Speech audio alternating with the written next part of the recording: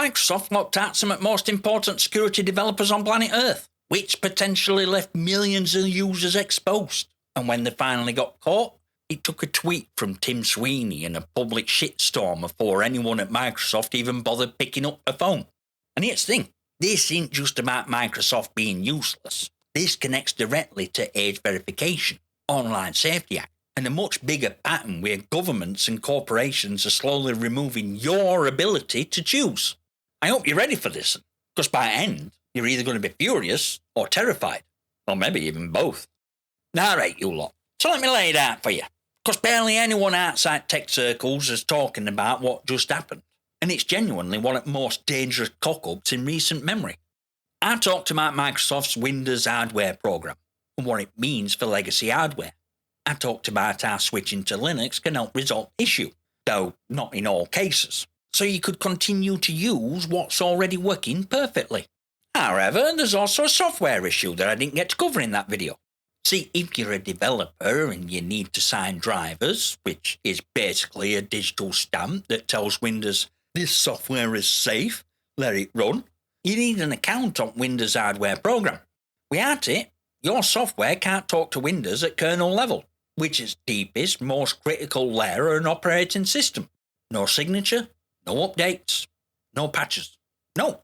Now, back in October 2025, Microsoft quietly introduced a mandatory re-verification for all partners who hadn't verified since April 2024. They gave developers 30 days, and then, when that window closed, accounts that hadn't completed it got suspended. Done. Locked out. No warning, no email, no phone call, no explanation. Just a message saying your account's been deactivated and there's no appeal available.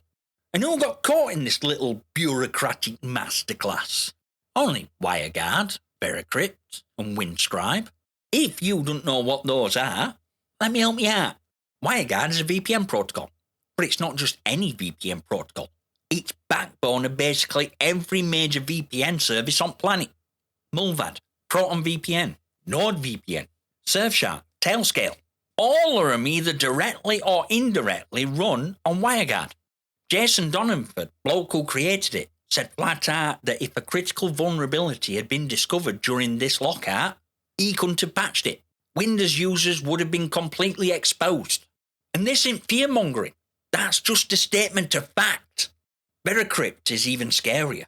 It's gold standard for full disk encryption, used by journalists, activists, businesses, everyday people who want to keep the data private. Munir Adrassi, developer behind it, tried for months to reach a human at Microsoft, and all he got were bots and automated replies. And best part is, Microsoft's revoking certificate authority used to sign VeraCrypt's bootloader after July 2026. That means if Adrassi can't get his account back and re-sign that bootloader under a new certificate, anyone running VeraCrypt full disk encryption on Windows could find their machine refusing to boot. Not crashing or slowing down, but flat out refusing to turn on. He called it a death sentence for VeraCrypt. We're talking an estimated 5 to 10 million devices globally. And Windscribe? They'd been trying to resolve this for over a month before anyone even noticed. Their tweet summed it up perfectly. Anyone know a human with a brain that still works at Microsoft and can help? Now, to Microsoft's credit, and I use that word very fucking loosely, after this all went public on April 8th, Pavan Davaluri, president of Windows and Devices, posted on X saying they were working on it. WireGuard's account got restored on April 9th. Donenfield himself said he don't think there were malice involved, just bureaucratic processes gone out of control. Fair enough. But VeraCrypt's account is still unresolved at time of recording. Windscribe's situation is barely mentioned. And Scott Hanselman, VP at Microsoft, had nerve to say, not every WTF Microsoft moment is a slam dunk. Sometimes it's literally paperwork. Millions of users left exposed because of paperwork? I'm sorry. Is that supposed to make us feel better? Think about wider implications here. How many businesses use VPN tunnels built on WireGuard for their remote workers? We're talking telecoms providers, insurance companies, banks. If WireGuard couldn't push a patch for a 0-day vulnerability, every single one of those organisations would have been sitting ducks. Microsoft's own security process actively created biggest security hole imaginable. Let that sink in. So in my previous video about this, I got a few comments saying Microsoft were essentially self-sabotaging. And they're not wrong. Because here's what's happening right now. And I swear, I'm not making this up. France announced on April 10, 2026, that they're ditching Windows for Linux across government computers. Their minister, David Emile, said, and I'm paraphrasing from French, they need to regain control of their digital destiny and stop relying on American tech companies. They've already moved from Microsoft Teams to a French-built tool called Visio, based on open-source Jitsi, and they're migrating health data platforms to trusted infrastructure by end of year. A G7 nation is walking away from Windows because they've seen enough. And France ain't alone in this thinking. They're just first with balls to say it out loud at government level. Windows 10 ended support in October 2025, and since then, enterprise Linux migration discussions have gone from maybe one day to we need a plan by Friday. Ubuntu 26.04 LTS lands April 23rd. Steam's Linux usage is at all-time highs. Valve's Proton compatibility layer is running thousands of Windows games without any fuss. Linux desktop market share is nudging into meaningful territory for first time ever. And if you're a CTO sitting in a boardroom right now, what Microsoft just did with WireGuard and VeraCrypt should terrify you. Because if it can happen once, it can happen again. Some bureaucratic process, some automated system, some mandatory re-verification that nobody gets told about. Suddenly your entire security infrastructure is one missed email away from collapse. No CTO worth the salary is going to accept that risk. And I'm not going to pretend migrating an entire company to Linux is easy. It's not. It costs money, it takes time, and you need people who know what they're doing. But compare that cost to what happens when a bank's VPN tunnel gets compromised because Microsoft decided to play silly buggers with developer accounts. Compare it to what happens when an insurance company's encrypted system won't boot because some certificate authority got revoked and nobody could sign a replacement in time. Cost of migration is a rounding error next to cost of a single breach. And for businesses that want to go even further, bespoke Linux distros are already a thing. Major organizations run their own hardened, purpose-built distributions tailored to their specific security requirements. You control your own updates, your own drivers, your own kernel. Nobody at Microsoft can accidentally lock you out of your own infrastructure because they forgot to send an email. That's what's called pragmatic risk assessment. If this can happen to WireGuard, a project that underpins VPN security for hundreds of millions of users, it can happen to Alt. And if you're a business leader still betting everything on Windows after watching this unfold, you need to have a very honest conversation with yourself about why. Now, Microsoft's approach is, we're locking this down for your security. And here in UK, our government's doing exact same thing, just with a different label. Think at children. Can't argue with that, can you? Nobody in their right mind is going to stand here and say, actually, I'm against protecting children, which is exactly why they use it. It's basically emotional blackmail dressed up as policy.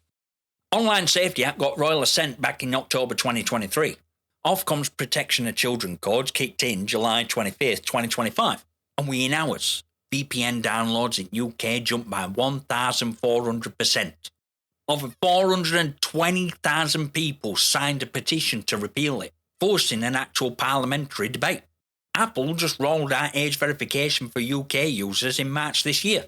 We're talking ID uploads, facial scans, credit card checks, biometric data being hoovered up by third-party verification companies you've never heard of and can't audit. And as of February 2026, Ofcom's launched investigations into over 90 platforms and slapped 6 fines on companies for non-compliance. They're not messing about. But a question nobody in government wants to answer is what happens when all that data gets breached? Because it will get breached, and in some parts, it has been breached. Every centralised database of government IDs, biometric scans and personal data is honeypot for hackers. And I've already covered Authentics, Discourse verification partners, ID Merit, all are uncompromised, billions of records exposed. So while government's telling you this is all for children, They're simultaneously creating biggest identity theft target in history. And here's a bit that connects right back to Microsoft. It's all same pattern, same logic, same con. Microsoft says we're locking down driver signing for security and then accidentally locks out tools that actually keep you secure. Government says we're implementing age verification to protect children and then creates databases that put children in more danger by cataloguing exactly who's a minor and where they are online. Gatekeepers' protection is making you less safe, both times. It's same trick in a different suit. I've got a mate, and I'm not going to name him because that'd defeat entire point. He has almost zero digital footprint. No social media, don't sign up for websites, plays games but only buys physical copies, never plays online. If he can't get information for free without creating an account, he just lives without it. And you know what? Online Safety Act don't affect his life in any way whatsoever. He's already opted out. Millions of people like him exist quietly outside system, and they're proof that opting out is perfectly valid life choice. Nobody died from not having a Twitter account. Now, every time this conversation comes up, you get two types of people crawling out at woodwork. First lot say, you got naught to hide, you've got naught to worry about. And yeah, I get their angle, but they're missing security factor entirely. It's not about hiding, it's about not creating vulnerabilities that didn't need to exist. Second lot say, you got a mobile phone, you're on social media, you're already being tracked, what's problem? And problem is choice. When I took out a mobile contract, I chose that provider. I chose that device. I chose that operating system. I chose to sign up for social media. I chose to create a YouTube channel. I had freedom to make those decisions for myself. Online Safety Act removes that choice.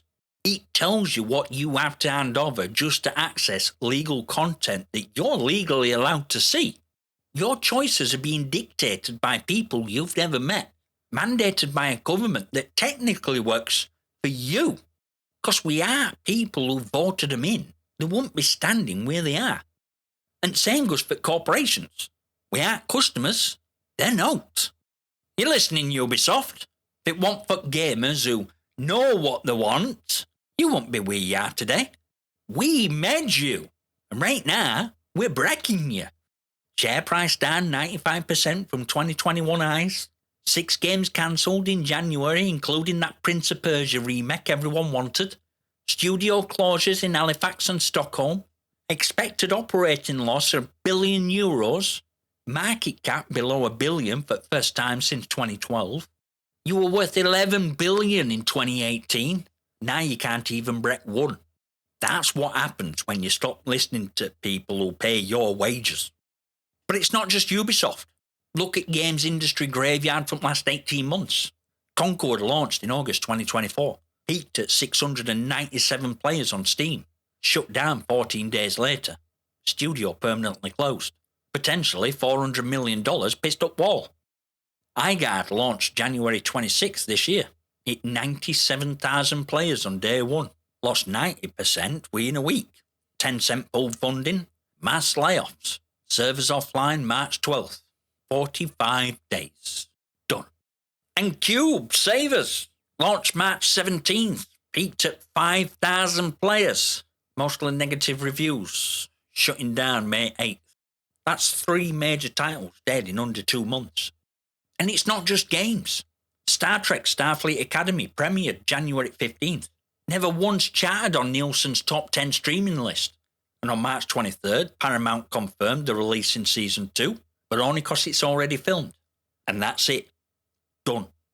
Set's already been torn down at Pinewood, Toronto. Billions of dollars at franchise value, and they couldn't even get people to watch it for free. Every single one of those examples is people exercising their right to say no. Fans choosing not to watch. Gamers choosing not to play. Customers choosing not to buy. That power is real. It works. And it's evidence that when people collectively vote with the feet and the wallets, corporations have no choice but to fold. Because they have to. And this is where I need you to really pay attention, because this is the bit that matters most. Problem in Microsoft or government or even Ubisoft, although they're certainly not helping. Problem is, that's just how it is, crowd. Every single person who shrugs and goes, "Oh, what can you do?" is handing over a little more leverage. Every time someone says, "It don't affect me," without checking whether it actually does, is tacit permission for next incremental overreach. And that's how they get you.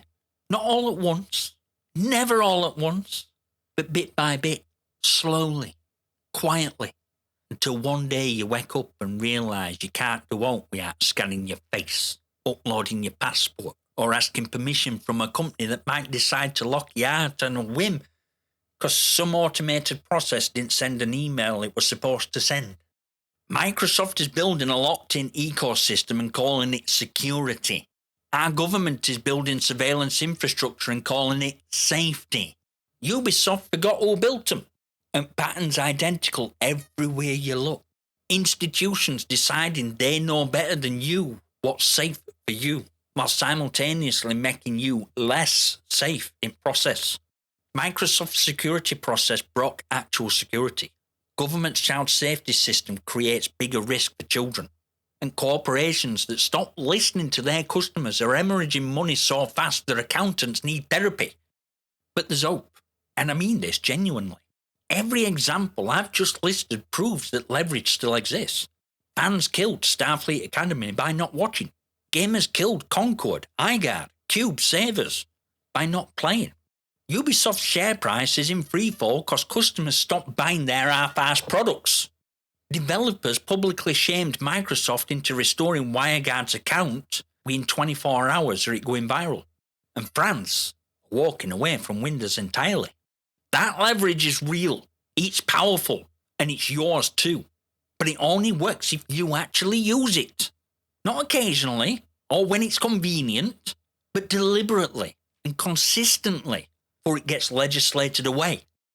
Look, if we keep going down this road, if we keep letting governments and corporations chip away at our choices, one policy at a time, one security update at a time, one think at children speech at a time, it'll eventually be too late to do aught about it, and you'll be a prisoner in a society you despise. That's not hyperbole. It's current direction of travel, and only thing standing between here and there is whether enough people decide to say no before the door shuts for good. So say no, push back, question everything. Choose who gets your data. Choose who gets your money. Choose who gets your attention. Because those choices are only yours for as long as you exercise them. Now that I've probably just been flagged by every intelligence agency in Europe for that little rant, and honestly, I couldn't give lesser a shit, because that's kind of entire point, innit? If saying maybe don't hand your passport to a website gets you put on a list, we've already got bigger problems. All I'm asking is that you think. Just think. Don't take my word for it. Don't take Microsoft's word for it. Definitely don't take government's word for it. Go look at this stuff yourself. Check sources. I've put a load in the description as a starting point. Make your own decisions. And then act on them. Because you matter more than you think. And if you like this video, YouTube says you'll like this and next. So go check that out, and I'll see you there, you magnificent